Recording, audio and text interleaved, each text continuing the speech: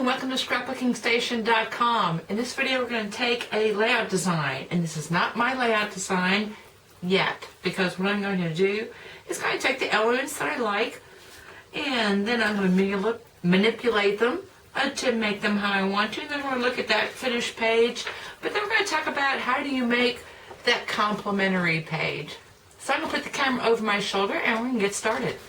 So the first thing we're going to start with is the layout sketch, and this one's actually got a lot more detail than most layout sketches do. But you've got a title, they've got a place for journaling here, and they've got this great grid. So the grid is really a 3x3, and this is widened up, and it's got dimensions for your photographs. It's got actually a couple suggestions, which maybe work for you, maybe don't. But I liked it because it's got lots of places for photos, and I love multi-photo layouts. Okay, having said that, the first thing I'm going to do is increase my photograph size, or actually all these blocks. I want them 2.5 by 2.5. A 2 by 2 is a pretty small photo, and I don't like it. So I'm stretching it out. I know I need 2.5-inch squares, 3 by 3, and I've got to make this a little bit wider. Now when I'm calculating my grid, because this is the focal point. It's really your grid of a 3x3 with a wider column in there. So let's look at this. Well, the first thing I'm going to do is I'm going to decide on my edges. You know what? I don't like these little boogers. I want quarter inch on the outside, and since I've got 3/4 of an inch, I'm going to make my measuring easy for me. So I'm going to make this 1 1/4. On the other way, quarter, 1 inch to add to my 2.5-inch photos. So I'm going to do the math. My overall grid's going to be 9.5 by 8.5. I've got 1/4 inch borders, and this strip is 1 1/4. So now take a look at, well, first off, my block size, or each of these windows is 2.5-inch square. Okay, once I get here, I'm trying actually to ignore these patterns and this, but so what I'm going to do is decide on my theme, and it's going to be Halloween crafts. I did a lot of crafting for Halloween, and so that's what these photos are going to be. That's what the theme of this page is going to be. And so now I kind of know what this size is going to be. It's actually going to take up a lot more of my 12 by 12, and I've decided to use a Boo title. So this is Boo. This is an upcoming video. It's in a word. Creative challenge, and I do lots of things with words, and this is actually the 4th time I'm going to use it. So I know this is going to take up a large portion of my 12 by 12 page. And the other thing I want to talk about now is obviously I can't have this journaling down here, and so that's when I decided, you know what, I'm going to use a block in this sketch for my journaling. So let's take a look at this finished page. So I left you a photo of the rough layout sketch, and then my interpretation from my scrapbook page, and then this is the finished 12 by 12 page. So I'm using Halloween papers. I've got my Halloween crafts, photo. These are actually one photo, rectangle photo that I've split through the window. So this is a messy desk.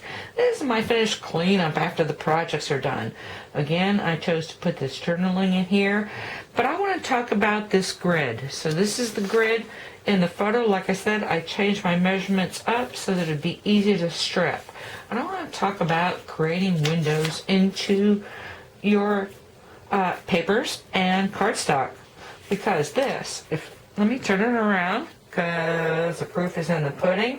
Well, first off, I didn't use my whole piece of pattern paper. I actually cut a window in that. I did mat it, and I'm calling it a mat because I used a big piece of my Tangelo twist for a mat. But then I cut these windows into here. And if you're afraid of cutting windows into your papers or cardstock, I'm going to show you a little bit with the paper trimmer.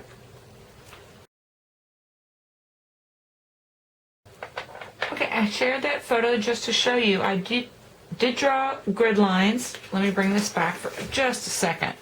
This is a dark black solid cardstock, so I did my grid lines on the back. But when I cut it, when I bring it to my paper trimmer, I am watching the markings on my trimmer more than I am the lines on that back. And so here's another piece I need to cut. I've already cut the outside dimensions, and then what I want to do is make a 1/2 inch frame. So whether I am cutting into the base of my paper or I am cutting windows into this, in this case I am making a mat. And I did the same thing with this piece for this scrapbook page. And so the thing to know is, let me see if I need to move in a little bit. I do. So it's about using your paper trimmer, and it's most of us use this back edge to just kind of cut cardstock. But if you've been using a paper trimmer for a long time, there's a ruler on this piece that comes over the top, and with your Stampin' Up trimmer, you've got it 1.25 inches. You can measure this way. And so I'm going to be using this grid, which most newbies don't use, and also this grid. And all I know is I want to make a 1/2 inch edge around this piece of pattern paper. So I'm going to put it this way 1/2 inch. And when I place this, well, first off, I'm going to pick this up, and let me just set it. So I'm going to use this ruler to give me 1/2 inch, and I'm going to cut it to 1/2 inch this way. And pretty quickly, I am going to have a 1/2 inch frame. So if you're not using your paper trimmer, this is kind of like sewing an alpha cutter instead of scissors. And this is kind of like paper trimmer instead of scissors for your paper crafting. So anyway, pretty quickly I have frames, and like I said, I mean most of my papers, especially this one, because this is a striped pattern paper that I used in this, and I needed a piece for here, so I'm going to use that interior to do that, and I'll be back. Okay, so once I come to this point, what I've got is, of course, my focal photos in a grid, and I've got my title. I know where my journaling is going to be, and then I just need to embellish. But before I start embellishing too much, what I'm thinking about is the companion page. So what can I put on this page that will transfer over? And so I've got these ghosts. I've backed them on the transfer sheets from Stampin' Up, so I knew there were dots behind that when I put it through vellum. If I'm going to have vellum here, you know what? I have a strip of vellum. This is actually a pattern paper from this pattern paper pack. I copied it and printed it on vellum. And so this way I've got two values. So this one's a little bit lighter, or this one's a little bit lighter, and then this one is a little bit darker. So I can use that on both pages. And then I've got some embellishments. So I've got my Fall Fest pumpkins. Of course I used the ghosts. Actually not the stamp, but the Fun Fall framelets. And then I added a bunch of dazzles. I love these jewel dazzles doubled up to make eyeballs looking in. So I've got eyeballs on my pumpkins looking into my page. I've got eyeballs on my ghosts. So now let's look at the companion. Okay, the companion page, in my estimation, is always the easiest one to do because you've already got elements that you want to share. First off is a grid, and this time I didn't use my cardstock. I used the same paper as here. So let's look at materials that cross over both pages. Let me split this out because I've got, first off, the pattern paper pack. So I've got that. You know what? I've got this Tangelo Twist cardstock. I've used that a couple places. Of course, I've got my jewel dazzles all over the place, and the other thing, more vellum. So in this case, I'm journaling on my vellum. And then the other thing, well, I want to split some things up as well. So I've added some spider doilies here and here. I didn't talk about the jute because I got this piece of jute here. You know what? I'm going to use them to hang my spiders. Anyway, I think there's more in common than there is separate, and unbelievably, when I put this into my scrapbook page, or maybe not unbelievably, it's actually going to go this way. So I'm going to take photographs of this, and let me see. So I'm going to leave you photos of close-ups and everything that went on in these two scrapbook pages, but now I want to talk about something else. It's about buying locally, or at least in your own country. And I'm going to put my head right here because I want to show you these combs. Here it is. So I'm going to show you these combs. I special ordered, but I special ordered from a small business. And if you're not buying small business, you should. I mean, support your country. So I am in the United States. I am in Georgia.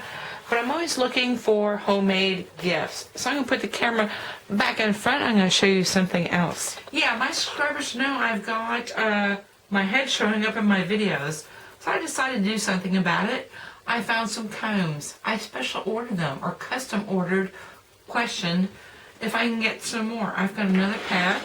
I've got 2 more in this box, and you know me, if you're a subscriber, I scavenged out this, so I've got some tissue paper that I've already used and some cards, and of course I've got this great box. And the other thing is, when I looked on the website, it's QTSY Life, so QT Life, QTSYLife.com.